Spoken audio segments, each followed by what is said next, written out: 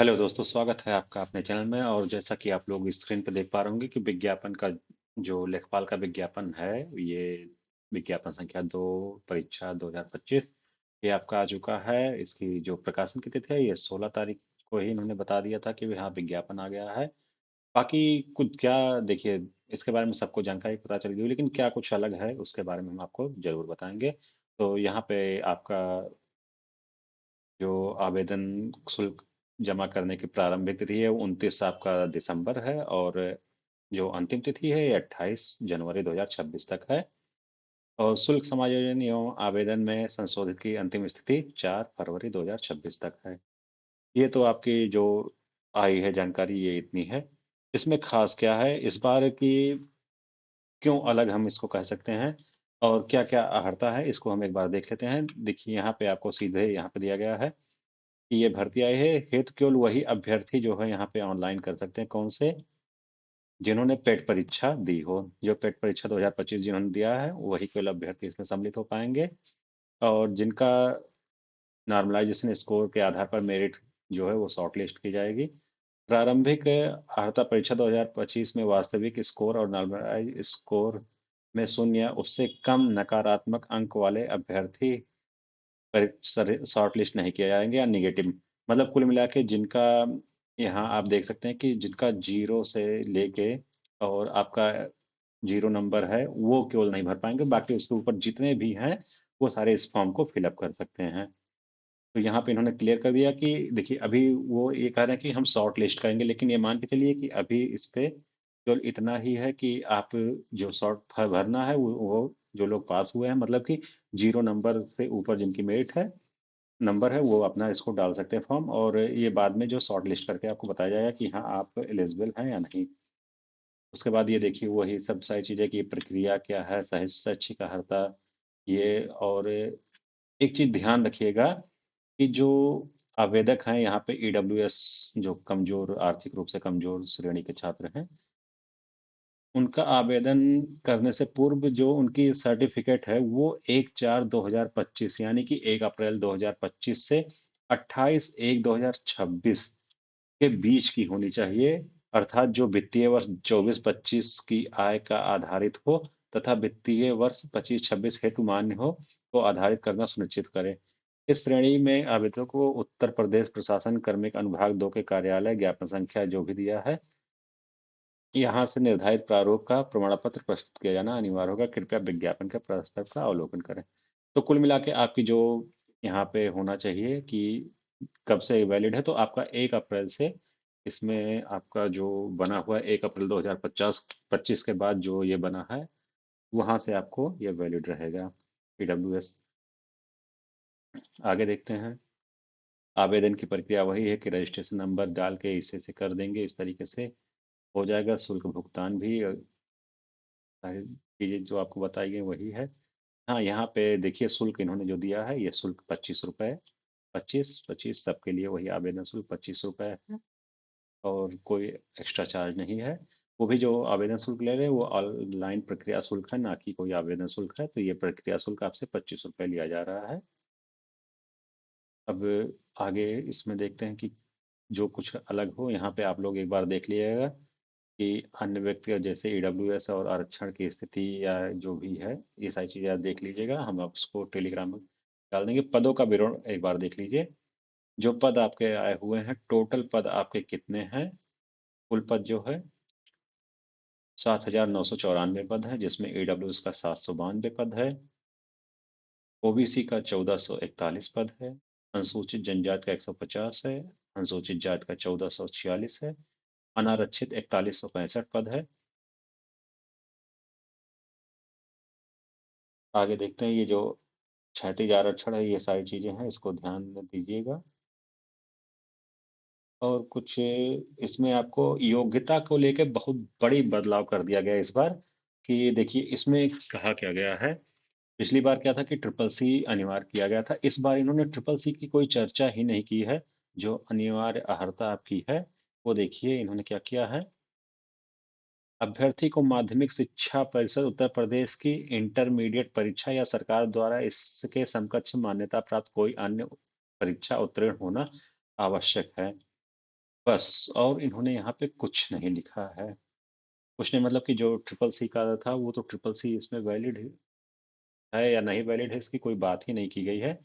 और अधिमान अहर्ता उत्तर प्रदेश लोक सेवा नियमावली 2006 यथा संशोधित, प्रथम संशोधन 2010, द्वितीय संशोधन 2014, तृतीय संशोधन 2015, चतुर्थ संशोधन 2022 के भाग 4 नियम 9 के अनुसार अन्य बातों में के समान होने पर सीधी भर्ती के मामले में ऐसे अभ्यर्थियों को अधिमान दिया जाएगा जिसने, हाँ, अगर आपने प्रदास प्रादेशिक सेना में न्यूनतम 2 वर्ष की अवधि तक सेवा की हो, या एनसीसी, एनएसएस या एनसीसी जो भी हो आपका यहाँ पे होना चाहिए, बी प्रमाण पत्र, राष्ट्रीय कैडेट कोर यहाँ पे होना चाहिए। बस। और इसमें कोई बदलाव नहीं है। और आप देख सकते हैं कि आयु जो है जुलाई को 18 पहली जुलाई को 18 साल की आयु और अधिकतम 40 वर्ष से अधिक ना हो। तो यही चीजें हैं, बाकी चयन का आधार वही होगा कि आपको शॉर्ट लिस्ट किया जाएगा, वहाँ पे परीक्षा के लिए बोले। हाँ, सिलेबस में देख लीजिए थोड़ा सा बदलाव हुआ है। जहाँ पिछली बार 25-25-25 के रेशियो में 4 भाग होते थे, अब वो चीजें बदल दी गई हैं। अब वहाँ पे देख लेंगे आप, यहाँ पे भारतीय जो ये है आपका, जो भारत का इतिहास और भारतीय राष्ट्रीय आंदोलन, यहाँ से 5 नंबर लगभग ये पेट की तरीके से आपको कुछ नहीं दिख रहा है यहाँ पे। जैसे पेट में सेक्शन बांट के दिया गया था 5-5 नंबर का, कुछ कुछ उसी तरीके से सिलेबस है। और भारतीय राज्य व्यवस्था और भारतीय संविधान भी 5 अंक का है। वो भूगोल आपका, भारत और विश्व का भूगोल 5 नंबर का है। भारतीय इकोनॉमिक्स जो आपका 5 नंबर का है। ग्राम विकास जो कि पहले वन एक चौथाई हुआ करता था, वो अब मात्र 5 नंबर का रह गया है। और यहाँ से आप करंट आप देख ही सकते हैं 5 नंबर का क्या दिया है। विज्ञान और प्रौद्योगिकी भी 5 नंबर का, पर्यावरण और आपदा ये 10 नंबर का। हाँ, इसमें इन्होंने ये चीजें बढ़ा दी, डीआई आपका ये 10 नंबर का। यहाँ पे देखा जाए तो केवल अगर ये ग्राम समाज हटा दिया तो लगभग लगभग आपका पेट के सिलेबस के अनुसार ही चल रहा है। और हिंदी आपका यहाँ 10 नंबर हो गया है। यहाँ पे थोड़ा सा जो मेनली बदलाव हो गया, ये कंप्यूटर का सेक्शन यहाँ पे ज्यादा पूछा गया है, जबकि ट्रिपल सी की डिग्री नहीं मांगी गई है। ये थोड़ा सा बदलाव समझ से बाहर है कि क्या इन्होंने करना चाहा कि ट्रिपल सी की डिग्री ना मांग के इन्होंने यहाँ पे कंप्यूटर आधारित परीक्षा ले ली है, कि आप कितने योग्य हैं कितने नहीं, वो सारी चीजें होगी। तो यहाँ पे 15 नंबर का आपका ये कंप्यूटर जो सूचना है आईसीटी ये पूछा जाएगा। और उत्तर प्रदेश की सामान्य जानकारी 20 क्वेश्चन पूछे जाएंगे 20 अंकों के। तो ये आपका हो गया सिलेबस। इस सिलेबस के अंतर्गत देख ही लीजिए, यहाँ पे डिटेल्स इन्होंने दे दी कि भारतीय इतिहास के अंतर्गत सामाजिक संस्कृति, इस तरीके से ये आपका पूरा सिलेबस है। आप यहाँ पे देख सकते हैं पूरा सिलेबस। और यहाँ पे जो पर्यावरण संबंधित पारिस्थितिकी तथा आपदा प्रबंधन है, ये थोड़ा यहाँ पे देख लीजिए क्या क्या पूछा गया है कि एनडीएमए और एसडीएमए, एनडीआरएफ, एसडीआरएफ, ये सारी चीजें पूछी गई हैं। और डाटा इंटरप्रिटेशन तो नॉर्मली आपका पूछा जाता है। हाँ, यहाँ पे इस बार दिया गया कि विश्लेषण ग्राफ और डायग्राम जिसमें अभ्यर्थी की सांख्यिकी और ग्राफीय डायग्राम संबंधी प्रस्तुत सूचना के सामान्य ज्ञान संबंधी परिणाम निष्कर्ष निकालने की क्षमता की परख हो। सामान्य हिंदी में देख लीजिए क्या पूछा गया है। ये पत्र संबंधित जो ये क्वेश्चंस आते हैं, ये सारी चीजें पूछी गई हैं। और वर्ण और ध्वनि विचार, शब्द संरचना मतलब कि संधि और संधि विच्छेद, समास, उपसर्ग, प्रत्यय और शब्द प्रकार में तत्सम, तत्सम, तद्भव, देशज, विजेत और शब्द ज्ञान में, इस तरीके से देखिए ये सिलेबस दिया गया। भाग 2 में जो कंप्यूटर का है, ये यहाँ पे नॉर्मली ये सिलेबस लगभग सभी में कॉमन होता है। ये सारी चीजें पूछी गई। उत्तर प्रदेश जानकारी का ये आपका सिलेबस है, इसको देख सकते हैं, ये इंग्लिश में आगे दिया गया है। और कोई चेंजेस इसमें नहीं हुआ है। तो अब आप इस तरीके से अपनी तैयारी कर सकते हैं। हाँ, और आपके इस चैनल पे हमारी टीम जल्द से जल्द प्रैक्टिस या फिर थ्योरी के जो होगा वो आपको पढ़ाएगी, और आप इस पे जुड़े रहिए। हाँ, यहाँ पे एक चीज जो विशेष नोट दिया है लिखित परीक्षा के संबंध में,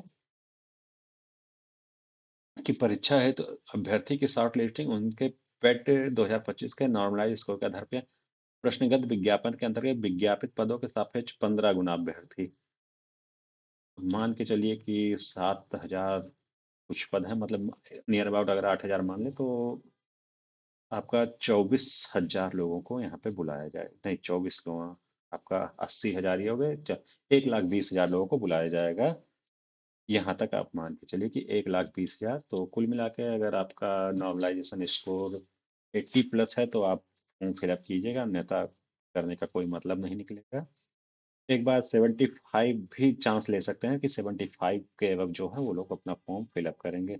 लेकिन अगर उससे नीचे हैं तो एक बार ना मान के ही चलिए, क्योंकि यहाँ पे इन्होंने क्लियर कर दिया कि 15 गुना और 15 गुना यहाँ पे हो गया आपका कितना,